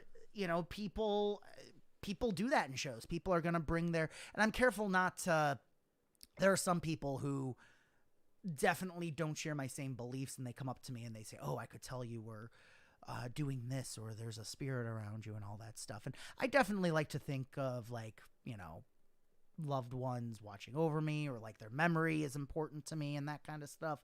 But like, I don't think I have a spirit. Like I know how I'm doing most of what I'm doing. Yes, we all have those moments of intuition, and I'm definitely trying to heighten that on stage and in my work. But also, I know it's not my spirit guide whispering the information in my ear. Yeah, that's fair. That's fair. What speaking, spirit guides, we talked about the bottle, the spirit bottle. Yeah. So you got a pendulum right Yeah, there. yeah. What's going on with that? So this can actually, we can do it now if you want, because we can actually have people at home follow along with this if you want. Oh, okay. So I'll tell you what. How about this? Because I brought one for you as well. Oh, wow. You don't need. Let me just hold up to the camera. You don't need something as nice as this. It can literally be headphones, any kind of weight on a string. People have used their ID badges. People have just used their cord chargers. Yeah. You can just get a rubber band and tie like a paper clip to the end. Yeah. Just some kind of string with some kind of weight on the end. Okay. And we'll do Save that. for We'll me. give them some You guys time to got get. something? We'll give. or something? Yeah, like a headphone. Don't unplug anything, because I Yeah, feel like yeah, if yeah. we unplug anything around us, it's gonna Things will go badly badly very fast. exactly. Yeah. But or a necklace you can use as well. So we'll give people a chance to Yeah, we'll keep things rolling for a few minutes.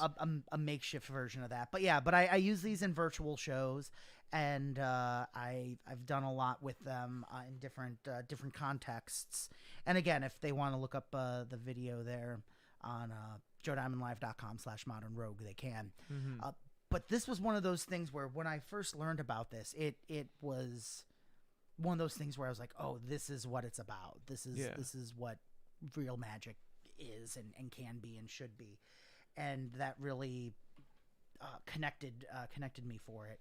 So what we can do, Okay. this should be we'll have a few more moments to give people. Yeah, a yeah. If chance. you guys are listening at home right now, if you're watching yeah. live, or if you're listening this days after, get something, just like this, like Joe's saying, something, you need a string with some sort of weight at the end of it, Yeah, correct? Yep, Yeah. exactly. You got a headphone, you got a, even if shoelace with a knot at the end of it would Yep, probably work. Yes, Yeah. actually, people have used their shoe. They have just held up their shoe. That would, with that it would make dangling. sense too. So yeah, actually, yeah, that'll work too. If you've got like a ring or something to tie to the end, just give it a little bit more weight. You that'd can use be your better. shoe, so you can literally hold it by Literally the hold it by the shoelace.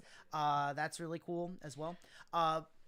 While people are getting that, we can do one more thing that they don't. Okay. And if someone literally, maybe they're driving in their car and listening to the podcast after the fact. That's true. Yeah.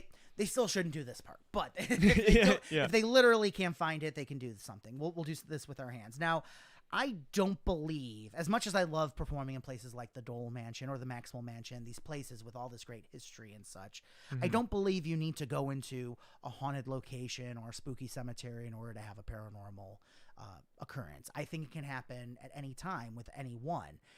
That said, I think we can all agree some people are more sensitive to these influences than others.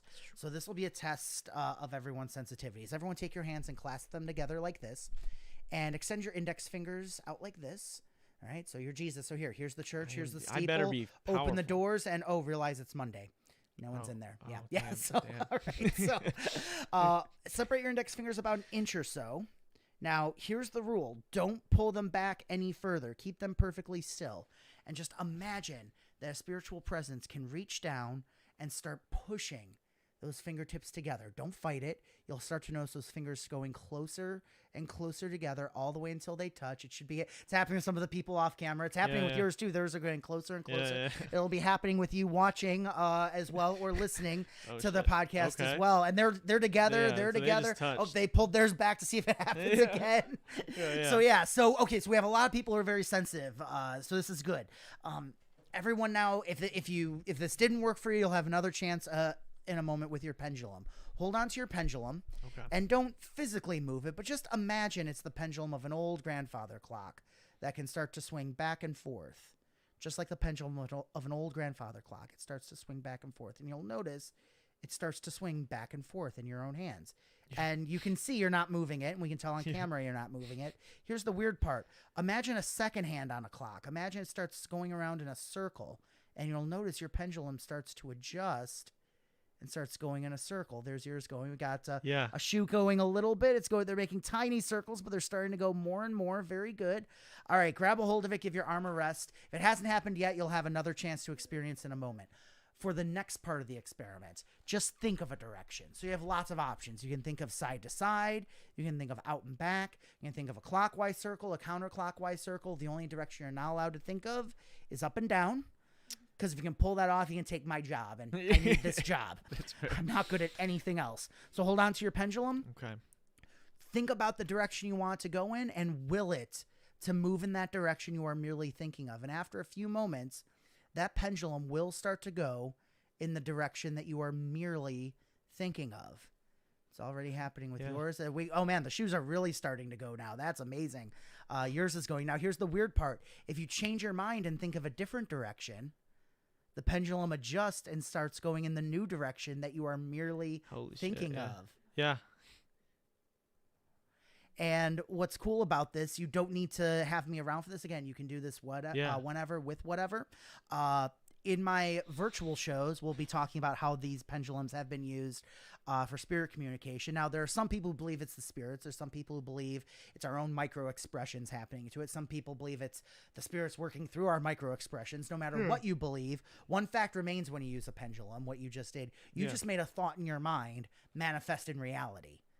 And that's pretty cool. Yeah. And that's pretty powerful. So we're going to get even deeper into this at the Halloween show, JoeDiamondLive.com/Halloween. In the description, guys. Yes. And use promo code DTalks to get your tickets for just $31 for Halloween, the 31st for $31. Crazy, and that's dude. for the whole household too. So everyone can get one of these, and we can do this, and we're going to take it even to an even spookier, weird place in the Halloween show episode. too. That's insane. Wow. So that's actually yours. That's a gift. This is mine? Yes, Oh, for yes, real? You may use that. Wow.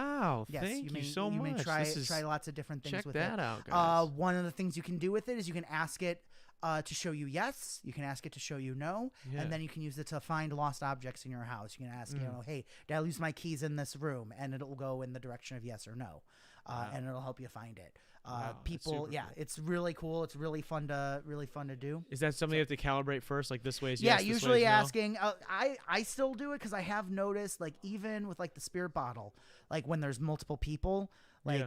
just changing one person, it's still worth asking. Please show us yes. Please show us no. So there's a bit more of a group So consensus. you know, what it is. Yeah. Okay. Yeah. So and that's usually. But that said, just like trying it and holding it and still having it go in the direction, or closing your eyes and thinking of a direction and watching it go in the direction. Yeah. People used to do this with wedding rings. They would tie wedding rings on, and pregnant women would hold it over their bellies to see if they were having a boy or a girl. So that's pretty cool. So That you is can really you can neat. use it. You can use it for that too. It's a lot That's of super fun. cool. Hopefully, I'm not expecting any kids anytime Yeah, soon. exactly. Hopefully- Don't hold that over your crotch. You're Yeah. gonna get different reactions. That would, yeah. Why am I getting 8 million reactions? Yeah, This is getting so a lot weird. of yeses here. So- Okay, I want to know how do you work? How does a magician go about working new material? Because like with stand-up this is a great comedians, question. or Yeah. with like even with what I do with music and everything, I Mm-hmm. can. A lot of that I can do. I mean, stand-up you have to do in front of people, but it's Yeah. a little bit less of there's less people that would be like, oh, this is fake because I saw you have a flaw in it or something, and I'm never going to see you Sure, again type sure. of thing. It's more like, oh, it just wasn't as funny this time. Yeah. And music, it's like, I'm not going to put the song out until I've fully mixed it and mastered it and Yeah. all these other things. For this, I'm curious as to like how you go about developing something new. Yeah, well, there's a great quote from that magician I referenced earlier, Juan Tamariz from Spain. Mm-hmm. Because a lot of magicians and mentalists argue, like, well, is magic and mentalism the same thing, and blah, blah, blah. And Yeah. he says all magic is mentalism because it all happens in the minds of the audience. So I am creating something. I'm creating a piece of art that is literally it's not going to exist on film. It's not going to exist on the page. It's literally going to exist in the minds of the people in front In of my me. head, In yeah. your head, and the people watching all that. They're still using the different things as pendulums. That's Yeah, awesome. that's So there are different things. So I think the best way to describe this process, and I think in a way that most people will get out of it, is we'll talk about how I developed the virtual show. Because we can talk about the in-person shows as well, but that's a lot more specific. When the lockdown first happened, so first of all, I did my own radio show for a number of years out of WLIP in Kenosha, and I would do stuff with listeners Yeah. over the air. At Which the is end insane. yeah, It's insane. and some people who create this kind of material, like the person who invented the Vanishing Statue of Liberty for David Copperfield. His name is Jim Steinmeyer, and he's written books for magicians and mentalists with stuff that will work Wow. on video. So you done and stuff over. with him with this? You were doing stuff with him too? You were saying? Or? Yeah. So I was Wow. using some of the stuff he created in my radio show, and I would do. And then when Facebook Live hit and Instagram Live, I did a lot of that. And so when March hit, I already had a lot of material that I knew would work without me having to be in the room. I actually closed my in-person shows for a long time, where someone would call someone on the phone, and I would try and guess what they were thinking of. And so that was, Yeah. so I had experience with this. And so that was part of the job of like, okay, just finding material, because this is an all new context, Yeah. And what I did is similar to a comedian. I workshopped it for an audience by doing Facebook Lives. By April 1st, 2020, I had done 3 different 1 hour long Facebook Lives with all different material. Oh shit. Yeah. That's And pretty I put my PayPal link in there. I was like, hey, if you enjoyed this, this isn't how I'm making my money right now. If you just enjoyed it, this is literally test run for it. Anyone Yeah. can watch it, and if you enjoyed it, That's how you yeah, do it no, that way. you can do that. And I made okay money from it for those few weeks. I was like, okay, so I started thinking about how to monetize it, and other people started doing virtual concerts and comedy shows, and virtual magic shows happened very, very quickly. And I was looking at the different ways of doing it, worked with Zoom and all that. So I was like, okay. Initially, I was just doing it because all these companies had all these boring meetings now. You know, they were all stuck in these boring Zoom meetings. So I went to all my corporate clients. It was like, hey, how about I come in for 15 to 30 minutes and make your meeting not as boring? We'll do some stuff. We'll have some fun. And that was my way of justifying it not being a show, because I like having a cohesive beginning, middle, and end, and a build and a structure and a theme. And this was kind of my excuse to be like, hey, I'll just come on and just do some stuff. And that was my way of seeing like what people liked. And I always poll audiences too. I'll always ask people after shows, say, what was your favorite part? Sometimes they say a specific effect. Sometimes they just say, oh my gosh, your sense of humor or something, you know, and I'm always flattered when that happens, but I put it away more as like how to make myself better. Like, okay, if there, and a lot of people were talking about one particular effect where it was a lie detector game and everyone was picking that. And I was like, and I was doing it more like in the middle of the show. So I started moving that to the end fairly quickly because so many people were picking it as their favorite. And so I was like that. And then pendulums, when I would teach people how to use pendulums, and I worked on my virtual basically seance with pendulums. And, you know, what we just did is like the starting point. And I'd done that in live shows where people would get their own pendulum. So again, this was something that translated to virtual very quickly. And people were picking that as a favorite part. And I realized shortly I was developing material specifically for Zoom. Like, okay, like going back to, okay, so we're not going to a haunted location. We're about to log on with a mind reader. You know, he's going to be in. So I was like, do I build a set? I was like, no, I want it to seem like I'm at home. Cause I was, you know, I was a lot. And like a lot of performers all went on Amazon and bought a fake brick wall. Like that was the other thing. Like, no, I have friends who I know who are watching who have those fake brick walls, and I love you. All I'll say is you got it first. So I didn't want it to look the same. They look nice. They look nice. They look nice. But I also wanted it. I wanted it to be like, okay, for the corporate clients, they're all going to be at home in their home offices. So what would the home office? So I literally redesigned my nook, my little office nook, to be able to accompany your show. So like I put different books on my bookshelf. You know, and that actually incorporates into the show. I won't spoil it. But there's that, and it was like, oh, this is a chance for people to, you know, come into my world. And the benefits of it, there are a lot of benefits of it. Yeah, like, yes, in many ways, and you hear this all the time, there's nothing like a live show.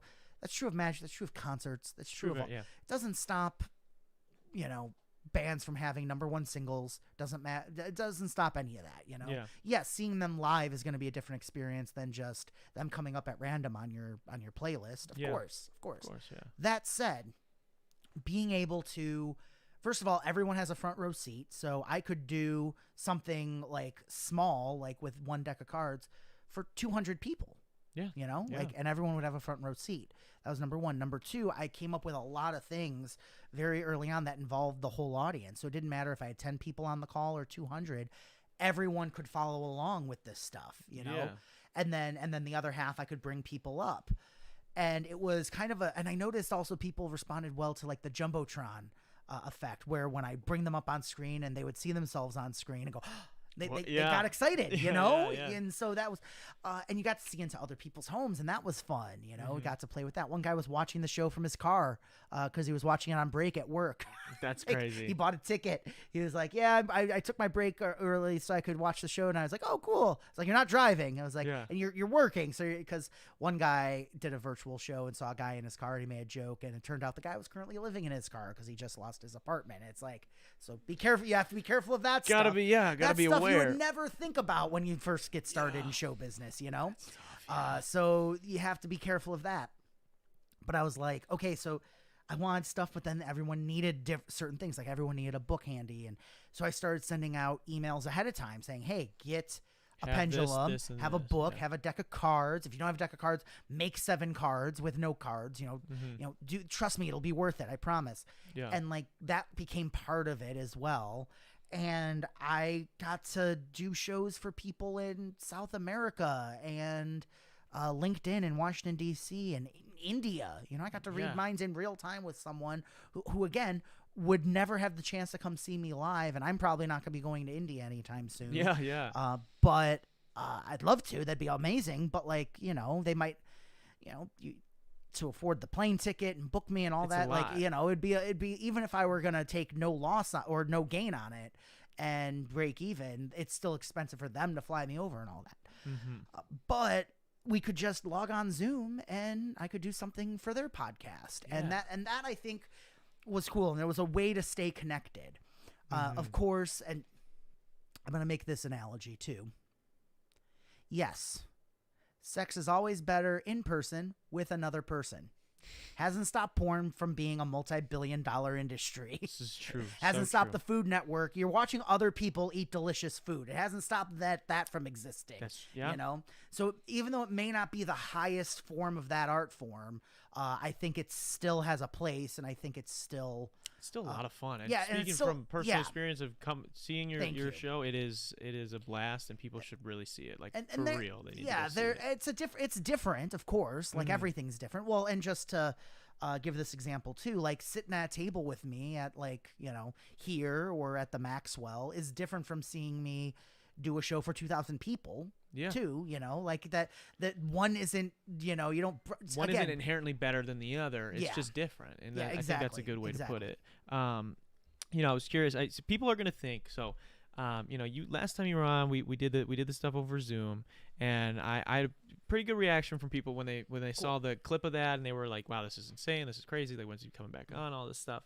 And you know, I'm sure even just the stuff you've done already to this point was pretty crazy. People are seeing, but I don't want people. I know how I am. I was talking about the mediums. You know, I get skeptical sometimes of stuff that I can't. Right. So, people that watch the show, they know that my brother will sometimes be on, and that he's here with me. He's got some friends here with him. Cool. That they were not even planning to be here tonight. Oh, cool. They had no idea. I don't even know if they knew this was going on until I was posting about it. Would you be willing Yeah. or able to do something with one of them? Choose. What do you Oh, guys wanna do? hand You wanna literally go? went up. All right, come on All right. up. All right. Jesus is gonna exit all right. stage. All right. Well, one sec. We'll Yeah, yeah. transition like this. I'm gonna exit stage. I'm gonna be back. I'll be mic'd up behind McKenna. Okay. And Andrew, you're gonna come over here. All right. We're All coming right. right. All right, I'll use my psychic powers. Your name is Andrew. Yeah. Yes. All right. Thanks for doing this, Andrew. Appreciate it. Of course, man. Now. host. Yeah. Make sure. Oh, You yeah. Oh yeah, All right, talking to the mic. Now again, I know Darren, but like again, you didn't know you were coming tonight. You know, you came in once we had gone live, so we didn't Yeah. even talk beforehand or anything. So, do you play cards? Sure. We're gonna play a game, All right. and I haven't been able to play this game in a long time because of the pandemic. Okay. First of all, I need to double check. Are you germophobic? No. Okay, it's because I have a pad of Post-it notes here. Okay. Are you comfortable with me sticking one of these to your forehead? Yeah. Okay. Are you comfortable sticking one of these to my forehead? Of course. Then we can play my favorite game. All Okay. right, let's do it. Here's what's going to happen. I'm exciting. going to write down a playing card on this Post-it note, and you're going to close your eyes, and I'm going to get up out of the chair. I'll lean over, and I will stick it to your forehead. I know I'll probably cross in front of the camera here, so close your eyes. Close your eyes. I am going to I'll start by writing this. I'm going to abbreviate it. This is a playing card. That is the value. That is the suit. Andrew's eyes are closed. I'm going to go off mic for a moment and stick it to his forehead. Maybe, Darren, you can... I will be narrating. You know, we no dead air here. Jesus does not approve of dead air. Going on your forehead. On the forehead. There. Okay. Now, also, to point out, all the monitors are turned around, Yeah, so yeah. there's no way you can see what I just put on your forehead, Okay. right? No. If you look up, can you guess? Can you see it at all? No. No. People can try this at home, and I've left the marker and the pad over there for right now. Okay. Let's see if you can guess the card I put down. Okay. 8 of spades. 8 of spades. You are very close. Take a look, peel it off. It's I went the full rock and roll. The ace of spades. Okay. The ace of spades. It's the bottom card of the deck here. It's usually on the box. Okay, but you see what I mean. Like if you were to do 8 of spades, you would write a numeral 8 Yeah. and then an S for it. If you were gonna do the queen of hearts, you'd write down a Q and then an H for the initials. Okay. I'm going to close my eyes and I'm gonna actually hold my eyelids down like this on the No camera, cheating. so that way you know I'm not watching them. And just to be sure, make sure I can't hold it up so I can't see and everything. And then Andrew, you come over here and you actually stick that to my forehead. You got pretty close. I mean, you had no hints or anything. I mean, that was pretty good. He was so feeling something. yeah. For a number, do you want me to write the Yeah, number actually or write the number. Yeah, yeah. So, what would be on the card? Like, Q, heart, or 2, C Spade, for yeah. club, or or whatever. Okay, and then when you are done, bring it over and stick it to my forehead. I'll keep my eyes closed until you have finished sticking it on. Stick it on really hard because it's okay. Yeah, okay, it's there. Don't want it to fall off. careful of the Okay, cord. let me know when you're back in your seat, and I'll wait till then to open my eyes. Are you back in your seat? in my seat. All right. So, and you know from like experience, it's impossible to like look up and see Yeah. it. Okay. So just think about the card. Look at me. I'm gonna say if it looks like it's gonna fall off, let me know. Does Okay. it look okay for right now? It looks pretty good. Yeah. Okay. All right. So look right at me. I'm gonna say that you got pretty close when you said spade, and it ended up being a spade. So I'm gonna say you went opposite. I'm gonna say you went for a red card. Is that correct? Yes. All right. Spades are similar to hearts. Structural. I'm gonna say this is a heart. Yeah. Yeah, it is. Okay. I'm gonna go for this. I'm gonna take out what I think this is. Okay. Don't say anything. I am going to go with this one right here. Okay. I'm gonna hold it up. I'm gonna keep this on camera so I can't switch. I'm gonna reach up. I can take this off now. I can see. Let's see how we did here. So if I'm reading that correctly, that is 4 of hearts. Yes, it is. Holy shit! Wow. The 4 Wow. of hearts. That That's is ridiculous, insane. man. Boom. That is crazy, man. Thank you, Joe. Wow. Thank you, Andrew. Thanks for playing with me. I appreciate it. None of my friends ever want to play this game with me when I do it. Thank you. Thank you. That is crazy, and just so you guys know, that's Andrew. Literally, like yeah. I don't, Well, and the thing I always say to people, like for virtual shows or in person, like obviously this isn't fully set up, but if you Yeah. truly think it is, all the more reason to buy a ticket and volunteer Yeah. to be a part of this, so you can see that like in many ways, like that's kind of the most fun about it. Yeah, they're freaking out already. Still He's too. Yeah, freaking yeah. I have the effect on dudes. I'm sorry. He's shaking. But well, shaken, not stood. Well, we first off, Joe, I want to say thank you for coming here tonight. Oh, You know, thanks I for wanna- having me. This is a blast, as always. It was incredible having you back. Thank you. Especially for spooky season. I feel like Yeah. it fits the vibe perfectly. Hopefully, we can get some people to get those last couple of tickets to the virtual shows. Yeah. and- The virtual show, there's plenty of spots. The in-person shows, so the only ones that are left are the VIP tickets, Okay. which are steep. They're $100 a piece, but that includes the show and a flashlight tour of the Dole Mansion after. Crazy, yeah. That's only $13. We kept that really small for Yeah. not just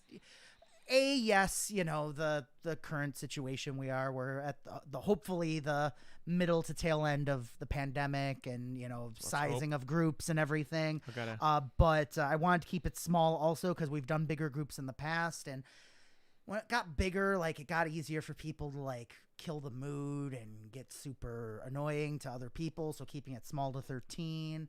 And this intimate keeps it. yeah, keeps it intimate. And this is being fully transparent here. Like, we obviously didn't do it last year. We also couldn't do it the year before because there was a different amount of people who were in charge at the Dole Mansion. It's a 501c3 nonprofit. They've got a board of directors and all that. There's a lot of hoops to jump through to make these flashlight tours happen. Yeah. I genuinely don't know if or when we'll be able to do it again. I have my studio there. I rent it. I will be doing my 13-person studio shows there forever. But to be in there by flashlight, especially at night, especially Halloween weekend, there's so much out of my control to make that happen. So if you are anywhere in the Midwest and want to make that happen, do it while you can. That said, the virtual show, it's called Lights Out. It's going to be Halloween. We'll be doing spooky stuff in your own home. Yeah. Like we said, it's a different experience for sure. Yeah. There's a reason why the in-person 13-person show is more expensive than the at-home virtual Yes, show. yeah. Like that's the best way to put it. But the virtual show is still great. And the other thing too is like if you've got like a couple friends, or if you've got friends that like don't even live close by, the fact that each of you can do something together on a night like Halloween, and still have fun and like hang out on Zoom after and still like talk and hang out and talk about your experiences, it's worth it, and it's a lot of fun. Yeah, I think it's super cool, and like we said before, we've got the discount code for you at the link down below. Use code dtalks to get to get a little discount there. Do that. Go to joediamondlive.com/Halloween. I'll be continuing the 13-person shows for as long as I'm alive / that house is standing. Like I've been an artist partner there for a long time, and I have no plans on moving anytime soon. So if you're listening to this down the road, still look up joediamondlive.com. If you can make it to the Midwest for an in-person show, those will still be those 13-person shows will still be happening. But for Halloween, virtual. I don't know if I'm going to do another virtual show. I think I'm going to keep them to like special nights like this. I'm thinking about doing one for like a New Year's Eve too, that kind of thing, because that's usually a night that people who don't want to go out, they want to stay home, but they still want something to do other than watch Netflix. So we'll see how the virtual. I still do a lot of corporate virtual stuff, but as far as like ticketed virtual stuff, we'll see what how the future things play out, what the future. But still, like if you asked me 2 years ago, the very concept of a virtual show, I've been like, you're crazy, it couldn't work, let alone be a whole industry to keep my industry alive for 18 months. So it's kind of nuts. Who knows? But yeah, you guys got to go check Joe out. Thank you again, Joe, for being on. It's been awesome having you. Thank you, Andrew, for coming on, and thank you for those listening at home. You're listening days after, you're watching this days after, or whenever you're checking it out. I just want to say thank you guys for tuning in. Thank you guys for liking, sharing, subscribing to the channel. It really, really helps us out a whole lot. And on that note, I want to say thank you to our patrons, who should be up on the screen right now.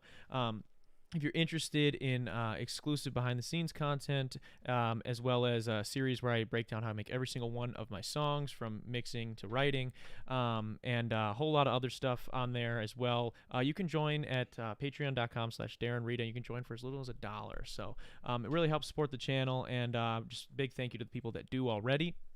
Now, with that being said, I also want to say shout out to Kenosha Auto Insurance for sponsoring this episode. And Joe, thank you again for being here, man. This is the 121st episode of the dtalks podcast. 121. I will see you guys next week. Peace.